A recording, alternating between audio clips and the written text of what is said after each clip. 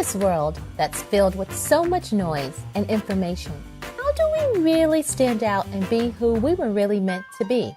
In this podcast, we focus on injecting you with positivity, optimism, and strategies, all centered around helping you be who you were always meant to be in business and life. Be inspired to show up in your own skin to learn strategies, habits, and skills from others as we share our own life journeys and stories. There's no other you, and you know yourself better than anyone else. So be prepared to take away habitual tidbits, tactics that will encourage you to pursue and live your life, not the one others want you to live. Welcome to Stand Out Be You, where you don't have to be perfect, you just have to be you.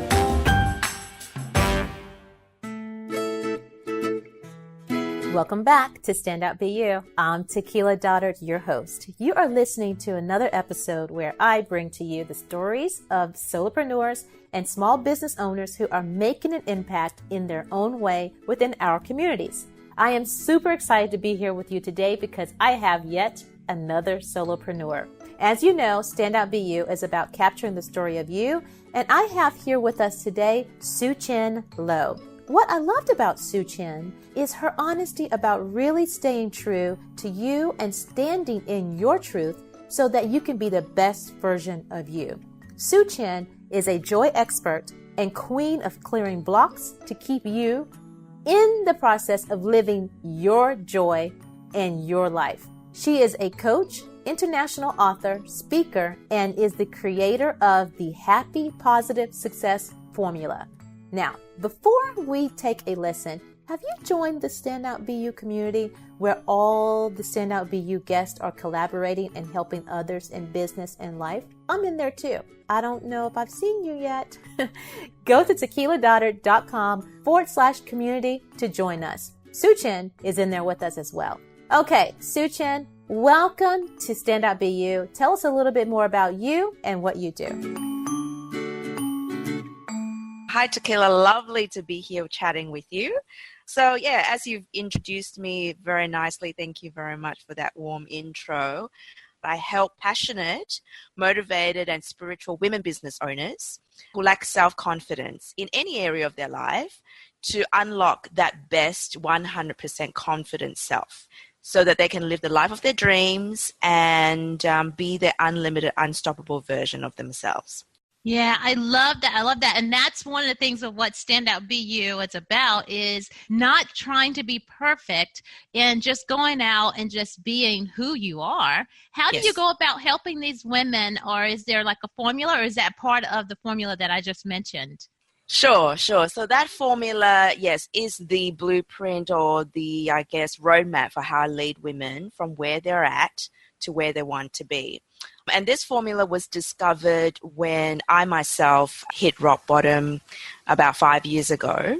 So I've had this business for 10 years, but it wasn't until when I hit rock bottom 5 years ago that it kind of went through a transition, the development of the formula and just everything coming together, making sense finally, because prior to those 5 years, I was a children's book writer. I had children's books, and I was always talking about, happy, positive, successful. And back then it was about life skills then, and it was about more educating the kids.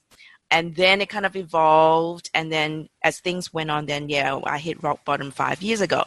And the reason why that happened, because lots of people would say to me, oh, what happened to you? Are you somebody who lacks confidence, guessing from, what I help women with, because they said you don't look it. And the truth is, no, I didn't lack self-confidence as a dictionary definition per se. I was a very confident person.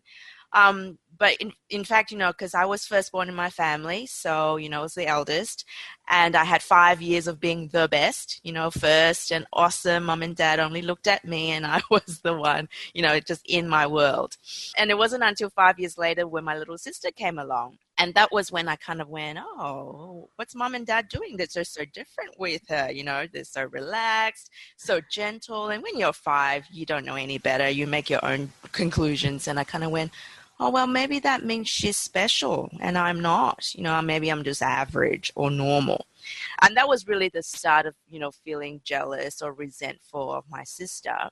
I didn't feel good about it, but, I kind of thought, oh, what a terrible thing to think, but then I kind of shelved it.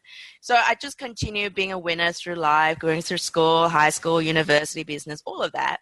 And then it wasn't until my sister, after growing up, being a problem child in her growing up years, and she finally came into her own and decided to come back and help the business that I was running. And the business I was helping my family run was kind of hitting a ceiling. And my little sister came back with new ideas to help out. And that was when that jealousy and the resentment kind of triggered again, going, uh-oh, what's going on? I was like, queen of the mountain, what's this person doing? Recognizing that I had to learn from her. And obviously, I didn't want to. I blamed her for it. I blamed her for it because I obviously started to feel inadequate as a result of that. Unfortunately, I acted out in very, very destructive behaviors. I sabotaged our family business. I broke up with my mum and dad and with my sister as well. I put on lots of weight, got very, very sick, and I couldn't work, and I had $200 left in my bank account. And so it was at that position to kind of say, well, what am I going to do now? Do I give up, or should I try to create something different? That I decided, well, maybe I should give it a shot, And so at that point where I'm surrounding by chaos because everything is crap, everything is wrong, I'm just surrounded by all the mistakes I made. And it wasn't a choice to say, well, let's just park my health and I'll work on my business. I didn't have that choice because everything was wrong. So I had to rebuild or pick myself back up, and it was kind of step by step, one moment at a time. And I had to transform or make changes in all areas of my life. And that was how the formula came about, the Happy.Positive.Successful Formula, which really focuses on the elements that was kind of got me undone, because I recognized that the reason why I got to where I was today or that day was because I was very much driven by very bad emotions. And those negative emotions was obviously triggered or motivated by all the thoughts I had, obviously feeling less than my sister, thinking I was not good enough just because I had to learn from somebody. I mean, hello, just because you to learn doesn't mean you lack self-confidence. But obviously that was a journey that I had to discover. So because of those, then I had to change my thinking, kind of clean up all that kind of thoughts to really having confidence so that I could feel good and hence take positive actions and create the change in my life. So that transformation took about a year to kind of really clean everything up on its basic level. And to date, I've been obviously practicing that every day to make my life better and better. And in that process, I was helping women along the way with that. So that's really how I help women from where they're at, regardless of where they're at, to where they want to be. Now, this formula that you have, is that part of a course that you give out to the clients or customers that you're speaking about, the women? Sure. So the formula is always the foundational piece of every program that I help women with. And we have 3 tiers in my program. We have the Happy.Positive.Successful Virtual Joy Camp, which is 6 weeks, which is an entry-level program. And they come in for 6 weeks group. It's a group program, and then with private access with me, coaching, like for 3 sessions of that time. And the more they enroll, like the highest tier that we have is my VIP level, where they have access to me all year round and have to training. They learn about the 50 happy, positive, successful ways of being, and they have hand holding with me for the whole year. I'm pretty much there 24/7 for whatever happens. So that obviously has more access to me and obviously more training. So that's how kind of people enroll with me. But at the foundation, regardless of which level they come through, the formula is at the foundation. Very cool. Very good. And it sounds to me like what you're doing is you're helping individuals kind of reinvent themselves in order to kind of stand in their truth. Well, I understand what you're saying about reinventing, and what I do is I unlock their best self. I always say to them that you don't need to be more, because the best you is in you already. Has been there all along. It's just that it's been locked away by misunderstandings, negative ideas that you've learned from well-meaning people in your life and through society, that I help them to transform those ideas into positive so that they just become their full true self fully. So not exactly a reinvent, but a more bringing out the inner being that's inside that has kind of been suppressed, right? Absolutely. Like little sisters being born. Exactly. I stand with you, Soochen. I have a little sister that came along and around about the same time, 4 to 5 years later, I was like, oh, what's happening? So it was like a switcheroo in your life. Yeah. But you know what? That not only happens with a family member, I think that happens among women too. I mean, I've had guests on the show that they've even talked about that, or we've gone into this direction of conversation that kind of feeling can happen amongst us as women out here in the business or corporate world. Would you say that's something you've experienced? Absolutely. So, when I kind of work with my women, they don't necessarily have a sister that they kind of felt less, but they would maybe compare with their peers in the industry or just how people think about them. And what I say is always we go back to themselves, because it's just how they're feeling within themselves. They kind of project it on other people. And the truth is nobody is thinking really anything about you, because everybody's busy with their own lives. But because you're feeling it, you're thinking it, and then you kind of go, oh, because she said that must mean this. You kind of feed it back in to whatever you're currently feeling. That's why when I work with my women, it's always going back to themselves. That's the critical piece. That's what I always say. You're the critical piece. Yeah. So that brings me, because you just mentioned that I was on your website, and of course I was looking through like kind of what you've been writing about, or, I'm always like lurking on there before the guest comes on. But one of the episodes you had said how to stop worrying about what others think about you and when you speak. I love that. Can you tell us a little bit more in depth what you mean by that? Sure. Or how you go about doing it? Because a lot of people, I think, they want to speak more or spread their message more, but they may be holding themselves back. Absolutely. So that radio episode was just me kind of dabbling with trying to collaborate with other women business owners who may have expertise that I could kind of share with my community of women. So obviously I would touch on whatever is my area, but I always like to kind of learn from other people and share those resources with my community, so they're not always hearing from me specifically. I just like to enrich them with whatever resources they need. So I came across the lady who was she's actually a speaker herself, an international speaker, and we said, why don't we kind of have a conversation about helping, empowering women to speak.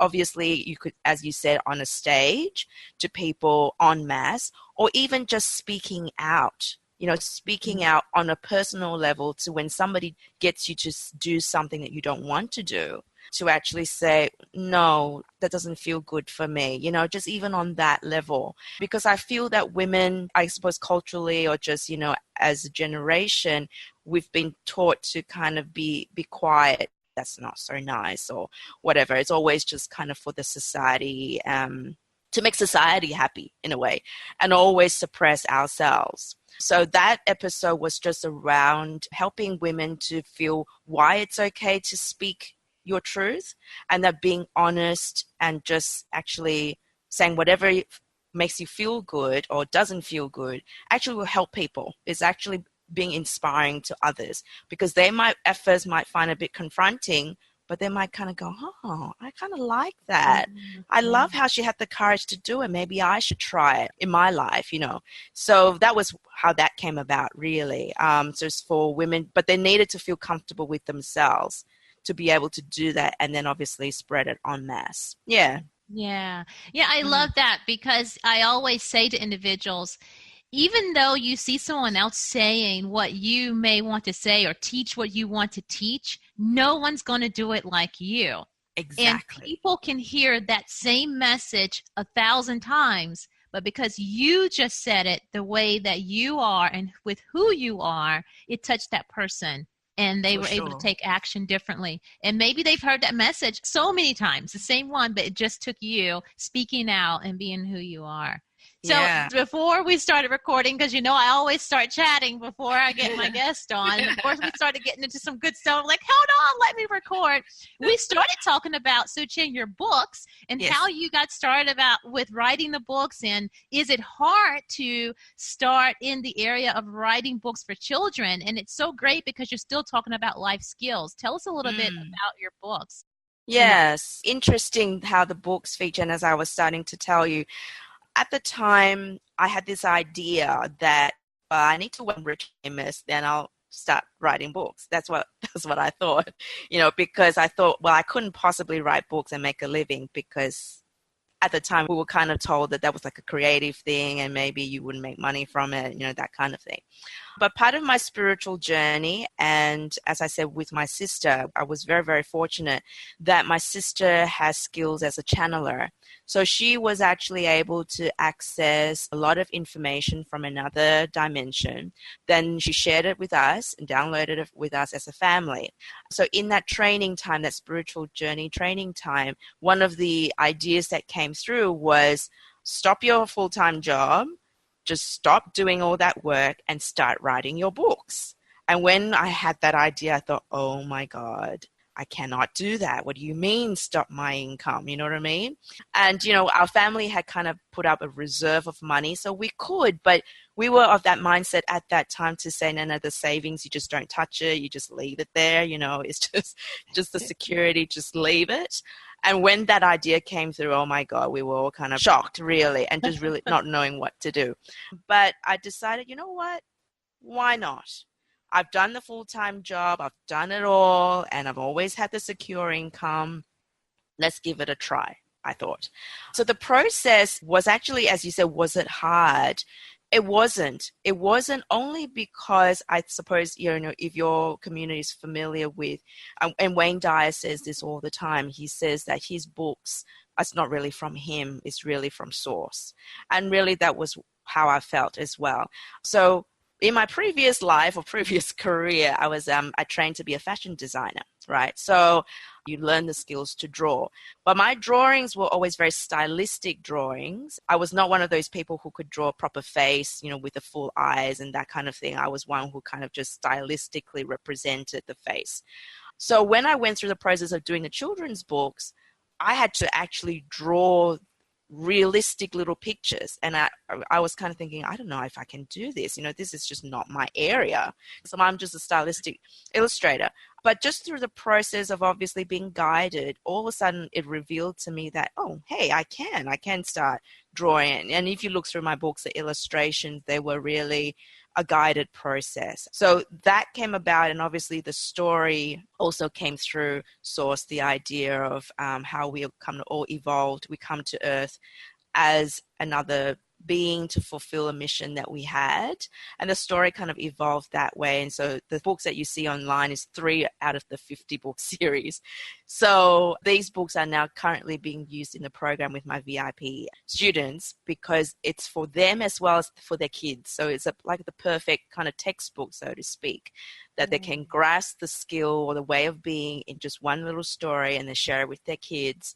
So I kind of felt that there's kind of a connection for them to pass on to their kids in that way. So it's been working very well. I love how you've utilized it inside of everything that you do in your business, because I'm always telling clients all the time, repurpose what you have. So you've got the books, but it's for the children, but you also use the books for the parents, but then also the parents can use the books with their kids. So it's an entire repurposing type of piece of content that you've created, which is awesome. So let's say, Soochen, let's say there's an individual, because you've been there, you have the 9 to 5, but you went completely cold turkey and stopped, but they're in a 9 to 5 now and they really want to start something or do something different. And there was a post I posted the other day saying, if you are still working someone else's vision, you're not really standing in your happiness. What would you recommend for them to just really start if they want to do something like what you've done, which is start your own business? That's a great question. I think the best example I could give, or the most realistic one, would be when I hit rock bottom. Because when I hit rock bottom, I think it's kind of similar to somebody, well, not exactly similar, but kind of saying that, well, I've only got $200 in my bank account and I need to find money, which I'm kind of paralleling that to a full-time job, because there is a sense of something that you've kind of done all the time and you're trying to leave it, but you're afraid to, right? So when I was at that moment needing to find security by going, should I go back to a job or should I venture out?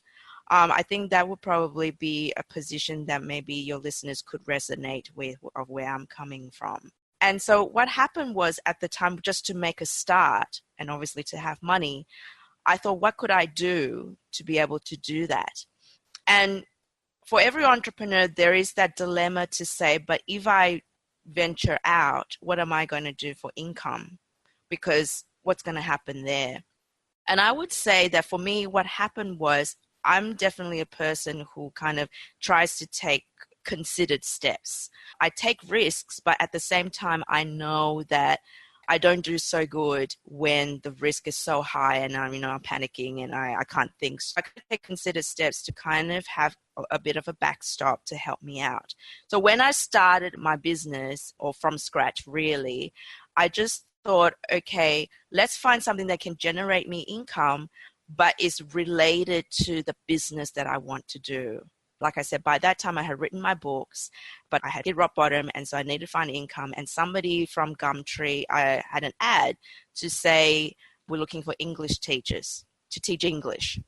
Well, if you thought about it, you kind of go, okay, English, not really related, but because I needed obviously some form of security, I thought, let's have a look, what is it? And when they said, yeah, come teach Chinese community, and the Chinese online platform was like 10 billion people who kind of serves on that platform. And each time I did a lesson, it was about 2,000 people listening to me at one time. And they said to me, right, do teach English, but don't teach in a boring way. Why don't you teach it on these books that you've written, right? So that's really the beginning of the start of the business, right? It's my books, it's related, and there was an income related. And till today, that is my core community, because the business grew from there. Because when I talked about those life skills or those books with those people, they came back and said, oh my God, I tried what you said and my life changed. And I kind of thought, oh wow, if the Chinese people get it with limited English, think of what other people could get out of it. You know what I mean? Yeah. So, yeah, so that's really, I guess, the best advice is to do what you can in any small way that is connected to your vision. But definitely certainly for me, it didn't work for me to go kind of take a big risk, take a big loan, especially because I had hit rock bottom. I needed to take kind of considered steps to get back up. Yeah, that's awesome. Awesome advice. And I love it that you're saying, like, really, you created this piece of content. You didn't know what it was going to do or where it was going to go, but you still created it and you put it out there. And I'm always saying that if you create something, put it out so that you can get the feedback from it, and then you never know where it's going to go, right? Absolutely. And really, now that I've been on my journey now for like 10 plus years, really, of this evolution, of this spiritual journey, the thing is, I find through my experience that you don't know what things that you're all guided to do what you need to do. You kind of do some random thing, you're thinking, what the heck was that for? But it all comes full circle later on. It's like a little piece of the big picture. And that's what I discovered. And people often ask me, do you regret what happened to you? Do you wish you could have done it differently? And I would say, obviously, if there was another way and if I had known better, sure, absolutely. But I don't think I could have done it any differently, because I was the person that I was. I was somebody who was threatened when I had to learn from someone. And because of that, I had to go through that journey to discover that, hang on, no, you're not. You're not any less when you have to learn from someone. You're not any less when you don't know the answer to the question. You're not less at all, regardless of whatever variable. You're just not. In fact, I think, Soochen, you're even more, because everything that happens, and even my son, he was repeating this back to me, and I was like, oh, I've taught you something. You're remembering this. He says, every twist and turn that we make in life is part of a bigger picture. And if we wouldn't have taken that turn, our life could have been different, or would be different from where we are right now, standing and being who we are. It all means something. Absolutely. And I think I heard Oprah said back in an interview, she said that every detour is kind of always leading you back. So it doesn't matter if you did a little detour. For me, it's like, oh, well, you just had a detour, had a little adventure off the side. Yeah, exactly. Okay. And you Just go get back on the path. Yeah, it's fine. And then if you detoured again, that's okay. You saw something else, another part of the world you never saw. You met somebody different. It's okay. Exactly. So, Soochen, this next part of this show, we like to get into what I call the personality part. So I ask you personality questions just to get to know you a little bit more, and the audience can get to know you as well. So the first one is, if you could go back and speak to your 10-year-old self about life, what would you tell yourself? Oh, gosh. I would say everybody loves you. You're more than enough. Just be happy and just enjoy life. That's what I would say. Love it. And tell me, where were you born? What's the furthest city that you've traveled to from your birthplace? The furthest city. I guess, would you say Calgary in Canada then? Because I was born in Singapore. So then when we migrated to Australia when I was 10, then I lived here in Australia for, now it's about 30 plus years now.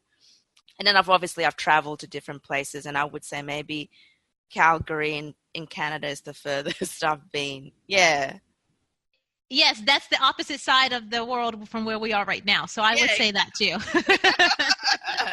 Yeah, when I kind of took the flight over and we stopped over LA? Yeah, LA airport. I thought, oh my God, I made it. I finally got to the other side of the world. Yeah. I know, and it takes so long, right? Yeah, absolutely. This next one is fun. If you can be any animal in the world, what animal would you be and why? Wow. Animal. Oh, I think I would like to be a bird.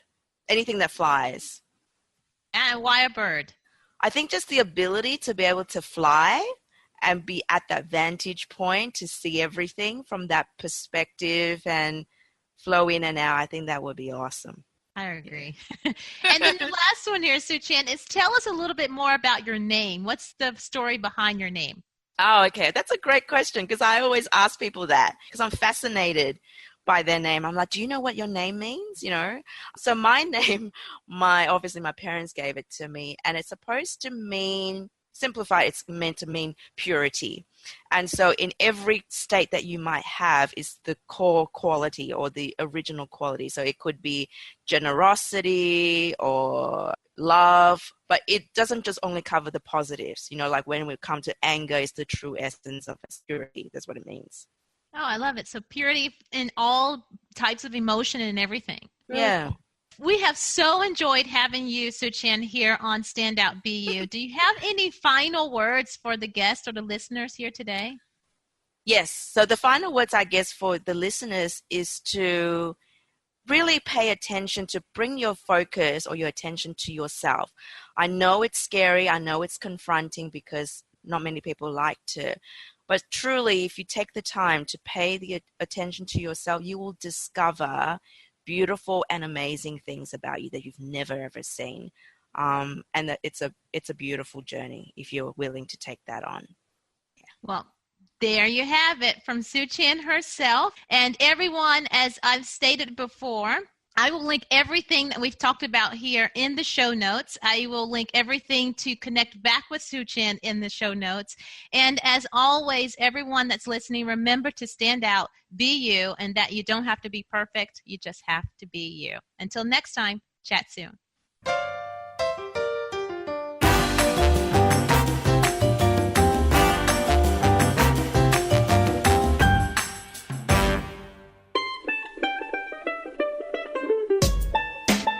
Well, I hope you enjoyed this episode. If you would like to hear and learn more from our guests, be sure to come visit them all inside the Faces of Collaboration community. If you are craving connections and want to collaborate in order to grow professionally and grow your business, then I would love to have you be a part of the Standout BU group, where we role play, we give webinars, we share ideas that help to increase your presence in business and life.